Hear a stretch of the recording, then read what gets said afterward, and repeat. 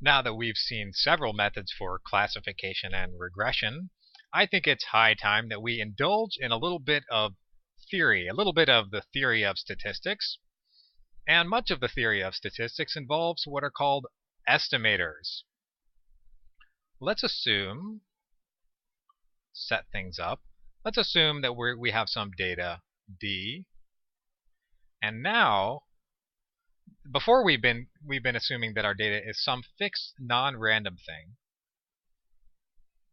But now we're going to assume that these x's are random variables. Just a little change in perspective, but it'll be useful for what we're about to do. And the first definition we will need, a statistic. What is a statistic? I think I went through my whole undergraduate, when I took undergraduate statistics, I think I went through the whole course without ever learning what a statistic is. A statistic is a random variable s that is a function of the data. That is, s equals f of d for some function f. That's it, just some function of the data. And note that it is a random variable because the data is random. That's our first definition, and now we're ready for the definition of an estimator. An estimator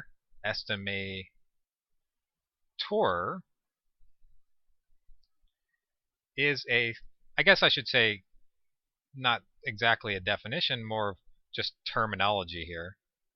This is terminology. It's a statistic intended to approximate a parameter.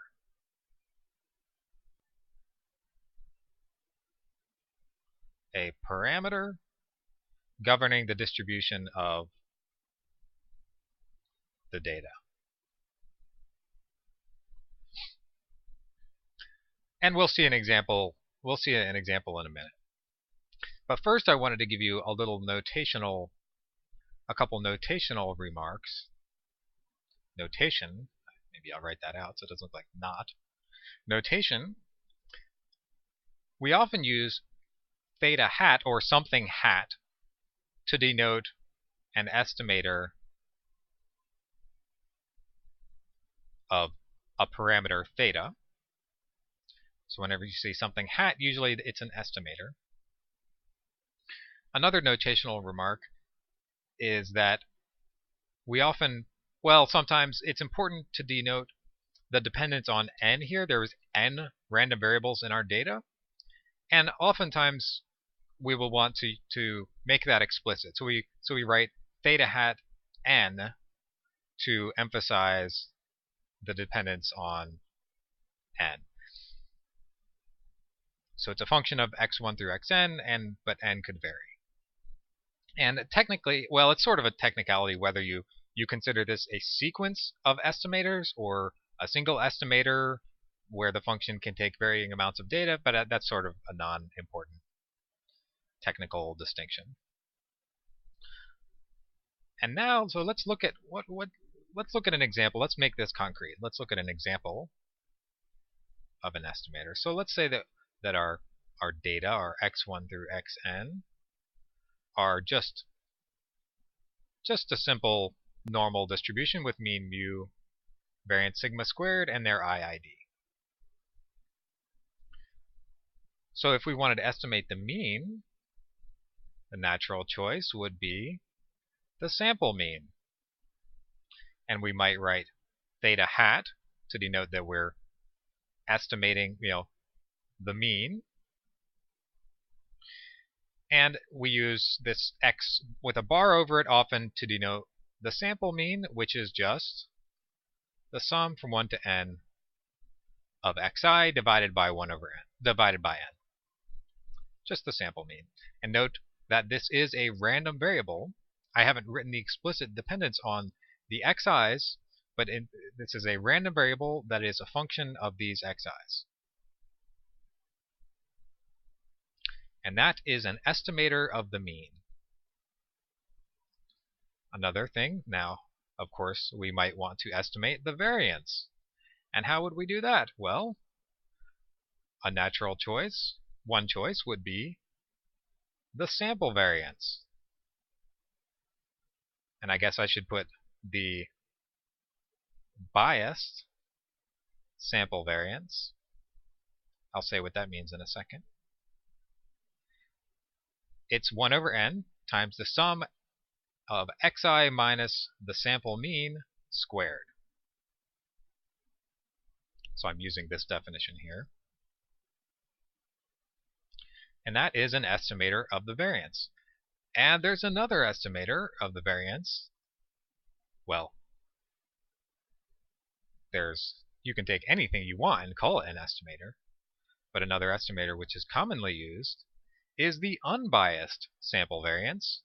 Sometimes people write s squared. And that is 1 over n minus 1 times the sum, as I goes from 1 to n, of the same thing, xi minus the sample mean squared.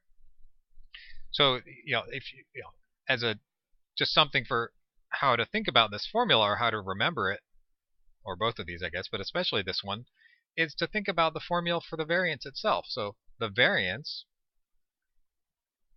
is just, if x were distributed, if I put x here also, x is distributed in this way, then it's the expected value of x minus the mean squared. Sometimes people don't put parens here. Maybe just to be clear, I'll put a couple extra parens here, so you know the square is happening before we take the expectation. And since an expectation can be approximated by a sum, or by an average, then this is a very sort of natural thing. You plug in the sample mean for mu, and you just sort of take the average. So it's a natural thing. So you can remember it by this analogy.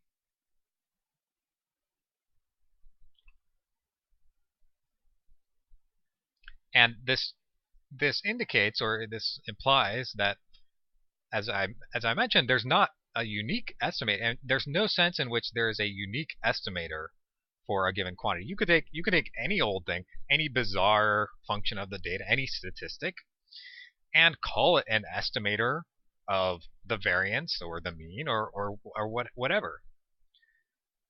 So it's a very broad sort of definition. That's why I called it a terminology. And what does this mean? I wrote biased and unbiased. So what's that all about? Let's talk about that. So the definition of the bias of an estimator, let me call it theta hat, is, we sometimes write bias of theta hat to denote the bias, and it is the expected value of theta hat, make that hat clear, minus theta itself, minus the true value. So it's sort of the difference between, well, it is the difference between the mean of your estimator and the true value. And of course, this definition depends on, you have to be clear about what the estimator is estimating in order for this so you know what theta to put here. And to explain this biased and unbiased, I think you probably can guess what the next definition is going to be. An estimator, I'll say theta hat again, is an is unbiased if its bias is 0. Just the most natural thing, and otherwise we say that it's biased. Usually you don't say it's, sometimes you might say it's biased.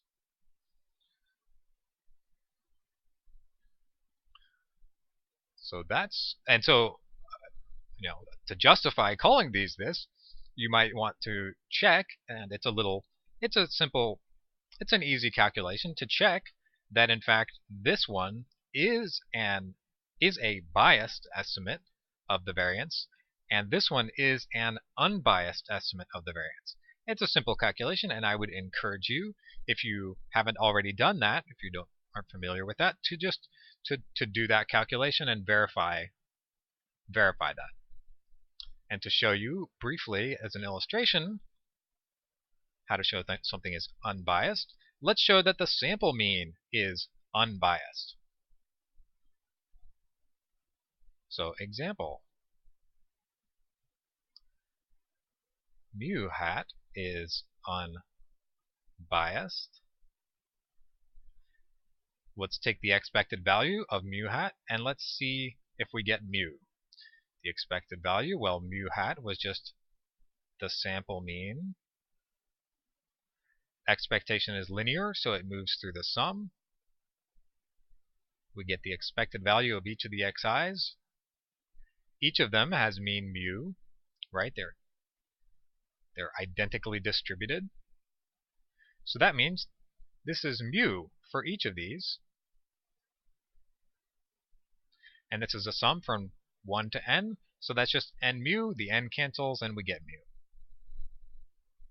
So that shows that the expected value of mu hat equals mu, and therefore the bias is 0, and therefore it's unbiased.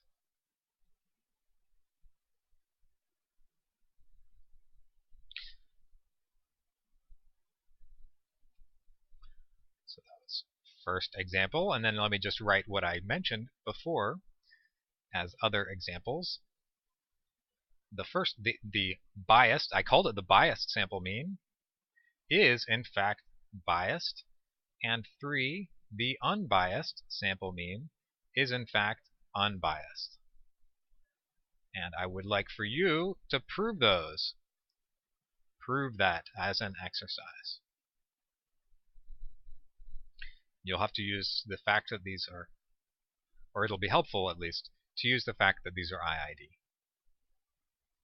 Okay, so this was just some basic terminology for estimators and statistics and biasness and all that good stuff.